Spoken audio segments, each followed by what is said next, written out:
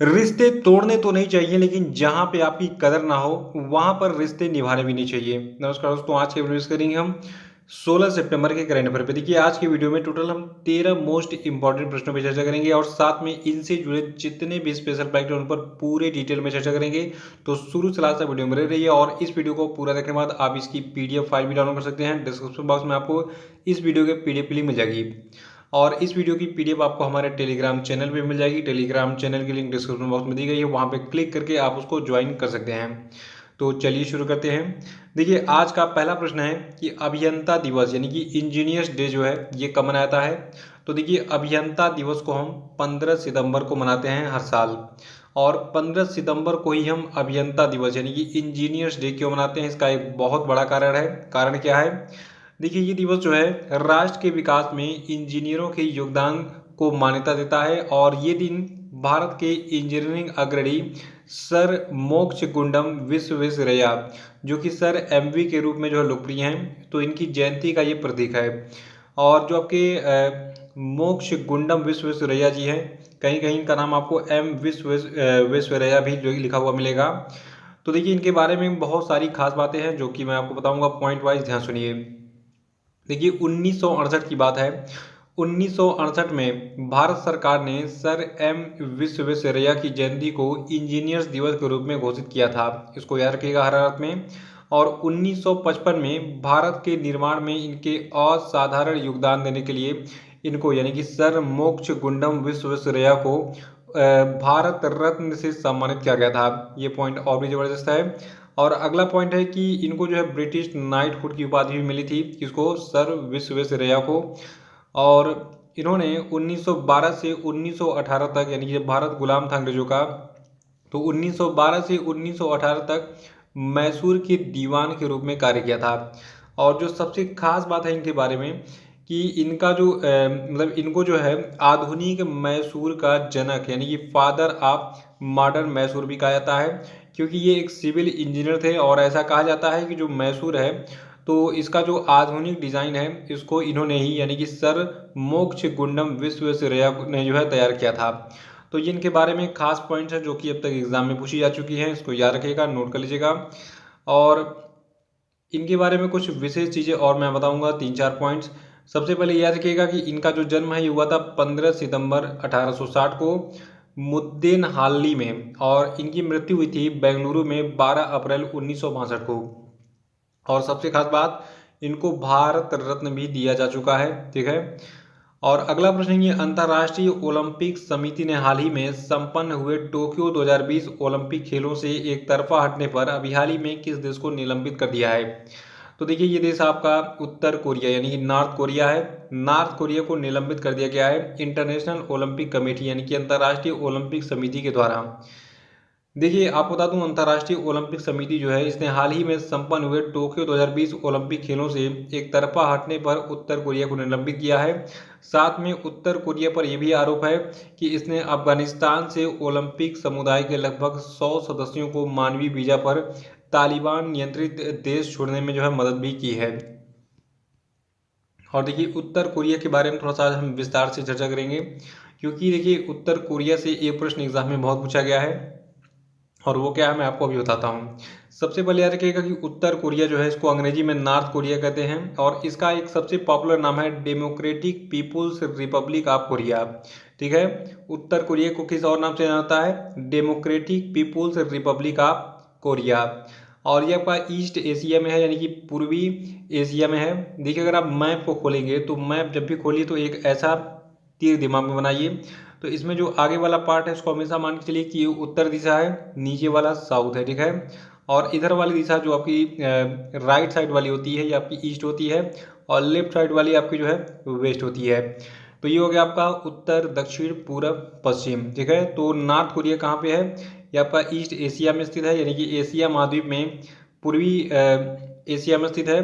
और देखिए जो आपका नॉर्थ कोरिया है ये किन किन देशों के साथ सीमा बनाता है, एग्जाम में पूछा गया है। तो नॉर्थ कोरिया का मैप आपको यहाँ पे दिख रहा है। देखिए उत्तर में ये जो है चीन के साथ सीमा बना रहा है और दक्षिण में दक्षिण कोरिया यानी कि साउथ कोरिया के साथ ही अपनी सीमाएं बना रहा है। बाकी पूर्व में देखिए, पूर्व में जो है समंदर है और इसके जो है पश्चिम में भी समंदर से घिरा हुआ है नॉर्थ कोरिया। और देखिए नॉर्थ कोरिया को साउथ कोरिया जो है डिवाइड करती है एक रेखा है जिसका नाम है 38वीं समानांतर रेखा, ठीक है। तो देखिए यहाँ पे अगर मैप जो आपका है इसके बीच में, यहाँ तो मैप में दिख नहीं रहा है लेकिन फिर भी मान लीजिए एक रेखा है जिसका नाम है 38वीं समानांतर रेखा, ये उत्तर कोरिया को दक्षिण कोरिया से अलग करती है। ये पॉइंट एग्जाम में पूछा गया है, याद रखिएगा कि 38वीं समानांतर रेखा उत्तर कोरिया को दक्षिण कोरिया से डिवाइड करती है।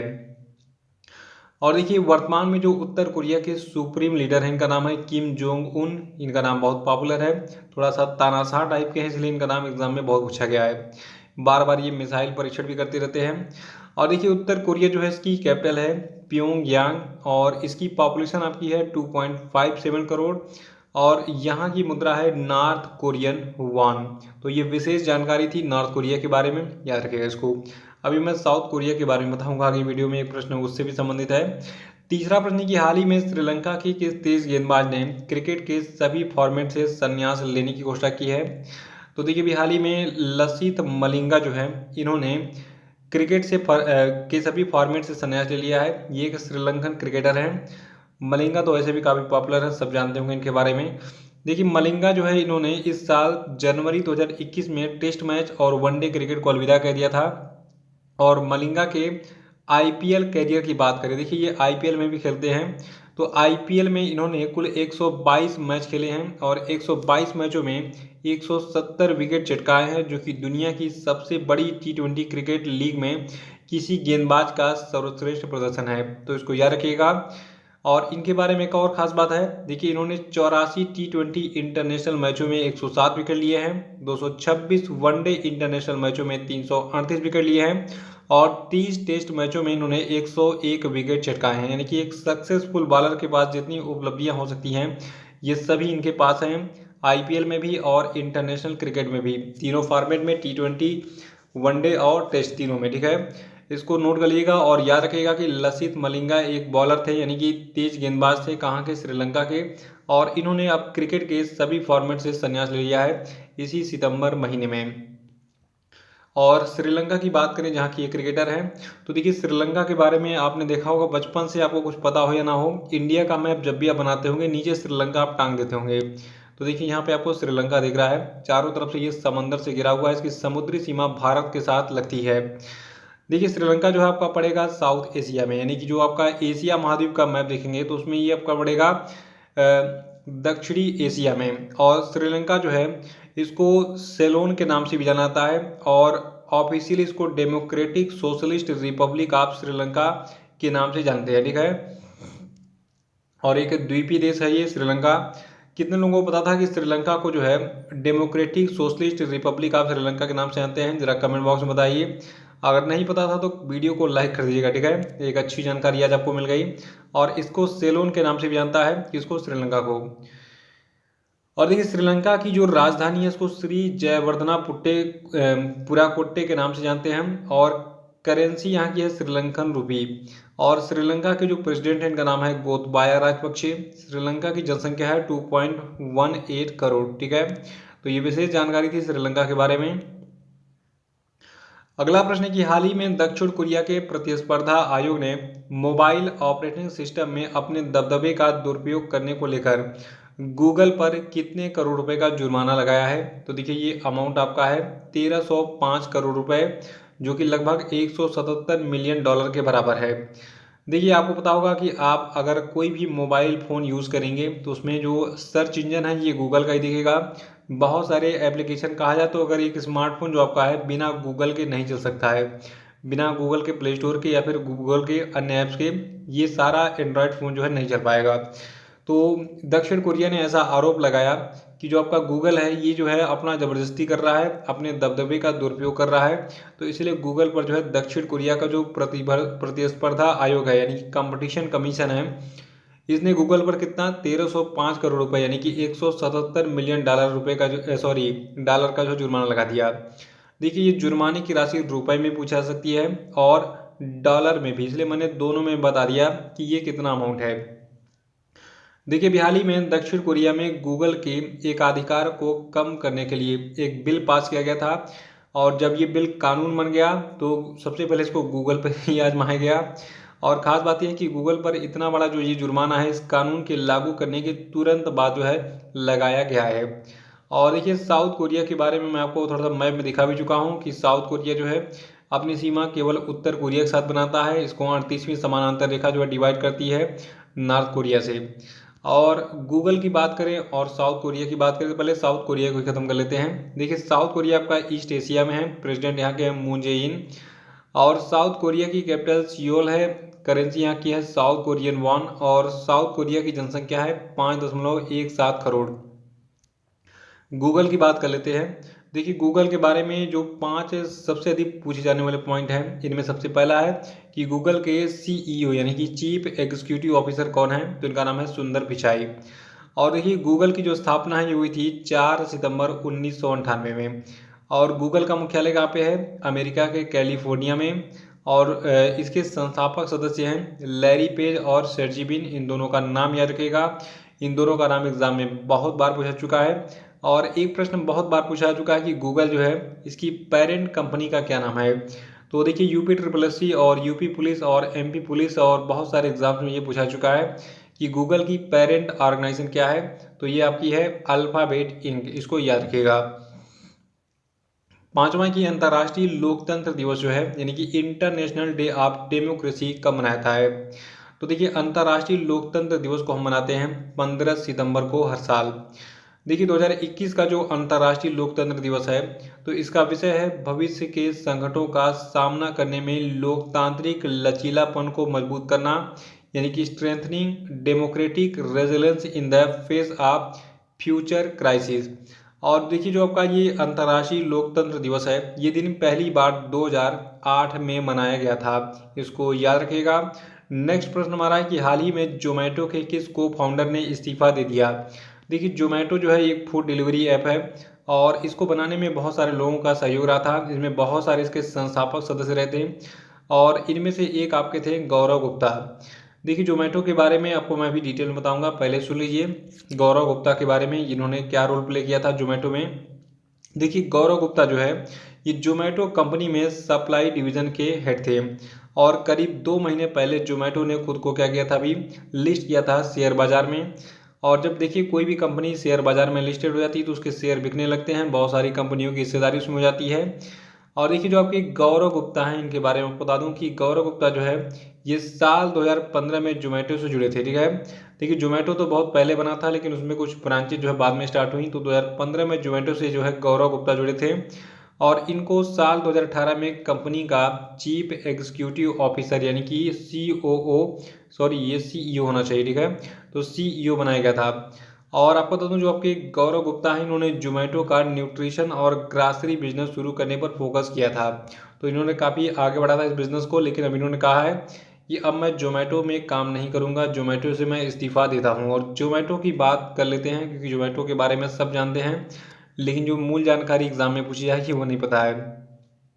देखिए जोमेटो एक भारतीय फूड डिलीवरी ऐप है और इसकी स्थापना की थी दीपिंदर गोयल, पंकज चड्ढा, गुंजन पाटीदार, गौरव गुप्ता, मोहित गुप्ता और आकृति चोपड़ा ने मिलकर।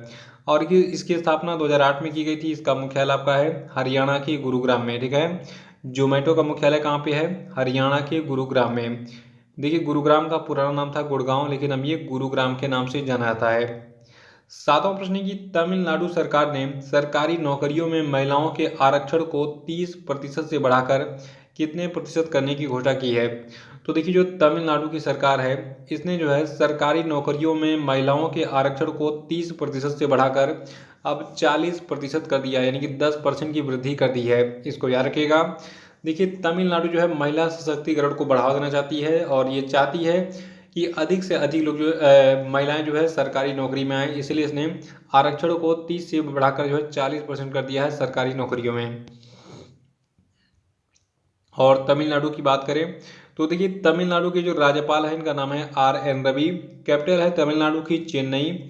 और तमिलनाडु जो है यहाँ के चीफ मिनिस्टर हैं MK स्टालिन और तमिलनाडु की पॉपुलेशन है 6.79 करोड़। और इसकी लोकेशन मैं आपको दिखा देता हूँ, तमिलनाडु कहाँ पे स्थित है।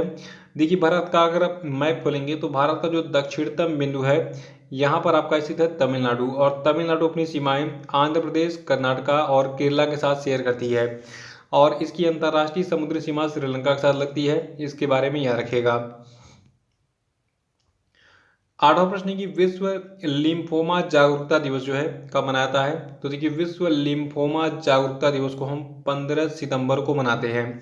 लिम्फोमा क्या है, ये बहुत बड़ा शब्द है। आज मैं आपको लिम्फोमा के बारे में बताऊंगा, जो कि काफ़ी इंटरेस्टिंग है और आपको जानना जरूरी है।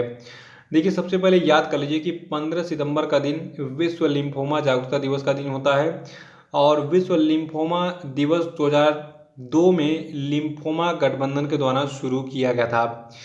देखिए लिम्फोमा क्या होता है, लिम्फोमा एक तरह का ब्लड कैंसर होता है, और लिम्फोमा एक ऐसा कैंसर होता है जो सबसे पहले क्या करता है, इम्यून सिस्टम के लिम्फोसाइट सेल में फैलता है। लिम्फोसाइट सेल्स इन्फेक्शन से लड़ती हैं और रोग प्रतिरोधक क्षमता को मजबूत करती हैं। और जो लिम्फोसाइट सेल्स होती हैं ये कोशिकाएं lymph nodes, bone marrow, spleen और थाइमस में उपस्थित होती हैं। लिम्फोमा कैंसर जो होता है ये शरीर के अलग अलग अंगों को प्रभावित करता है। इसमें जो लिम्फोसाइट्स होती हैं, जो कि एक ब्लड का छोटा सा पार्ट होता है, ठीक है, तो ये पूरी तरीके से बदल जाते हैं और तेज़ी से बढ़ने लगते हैं, यानी कि लिम्फोसाइट का जो शेप होता है ये बढ़ने लगता है, और इसी को फिर मतलब बाद में ये कैंसर का रूप लेता है। तो इसको बाद में हम क्या कहते हैं, लिम्फोमा नाम दे देते हैं, यानी कि एक तरह का ये ब्लड कैंसर है। देखिए ये दो यहाँ पे बीमारियों के बारे में आपको कंपैरेटिव स्टडी करा रहा हूँ आज। एक का है नाम लिम्फोमा और दूसरा है ल्यूकेमिया, ठीक है। तो लिम्फोमा और ल्यूकेमिया में क्या अंतर है। देखिए दोनों ही ब्लड कैंसर का एक रूप है, यानी कि लिम्फोमा भी ब्लड कैंसर का एक रूप है और ल्यूकेमिया भी ब्लड कैंसर का ही एक रूप है। तो अंतर क्या है इसमें। देखिए जो लिम्फोमा है ये लिम्फोसाइट्स में होता है, और ल्यूकेमिया बोन मैरो के अंदर स्थित खून बनाने वाली जो कोशिकाएं होती हैं उनके अंदर होता है। फिर से सुन लीजिए और हमेशा याद रखिएगा, ये अंतर आपको 1 नंबर ये दिला देगा कि जो आपका लिम्फोमा और ल्यूकेमिया है ये दोनों ही ब्लड कैंसर का एक रूप है। लिम्फोमा क्या होता है, लिम्फोमा लिम्फोसाइट्स में होता है, और ल्यूकेमिया बोन मैरो के अंदर स्थित खून बनाने वाली कोशिकाओं के अंदर शुरू होता है। और देखिए जो नेशनल कैंसर इंस्टीट्यूट है इसके मुताबिक सिर्फ 2013 में ही लिम्फोमा के कुल 69,740 मामले सामने आए थे। देखिए मैं एक क्लास आपके लिए स्पेशल ब्लड के लिए लूँगा कभी, और उसमें मैं आपको ब्लड के सारे जो है कंपोनेंट बताऊंगा कि ब्लड में कौन कौन से कंपोनेंट होते हैं, किसका क्या रोल होता है। अब ये जान लीजिए कि ब्लड ब्लड का एक कंपोनेंट होता है लिम्फोसाइट्स, तो उसमें जो है एक तरीके से कहा जाए अनियंत्रित वृद्धि होती है, अनकंट्रोल्ड ग्रोथ होती है। तो वही जो है बाद में लिम्फोमा नामक एक ब्लड कैंसर काज करता है, ठीक है। और लिम्फोमा और ल्यूकीमिया के बारे में जो मैंने आपको बताया है इसको जरूर याद रखिएगा, ये अंतर आपको पता होना चाहिए। अगला प्रश्न है कि हाल ही में किसे स्वामी ब्रह्मानंद पुरस्कार 2021 से सम्मानित किया गया। तो देखिए बहुत ही पॉपुलर पुरस्कार है स्वामी ब्रह्मानंद पुरस्कार 2021, ठीक है। तो ये पहली बार किसको दिया गया था ये भी मैं आपको बताऊंगा। अभी ये जान लीजिए कि 2021 का जो स्वामी ब्रह्मानंद पुरस्कार है ये आनंद कुमार को दिया गया है। इनका चेहरा देखने के बाद बहुत सारे लोगों की जो है दिल धड़क जाता है, क्योंकि ये आदरणीय गुरुजी बहुत ही महान कार्य करते हैं। ये हर साल 30 बच्चों को जो है क्या करते हैं, आईआईटी में सिलेक्शन दिलाते हैं, ठीक है।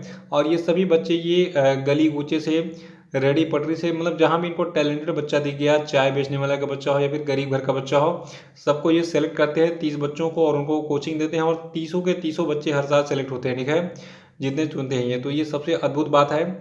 तो देखिए जो गणितज्ञ हैं आनंद कुमार जी, ठीक है, इनको इनकी सुपर 30 पहल के माध्यम से शिक्षा के क्षेत्र में इनकी योगदान देने के लिए इनको स्वामी ब्रह्मानंद पुरस्कार 2021 से सम्मानित किया गया है।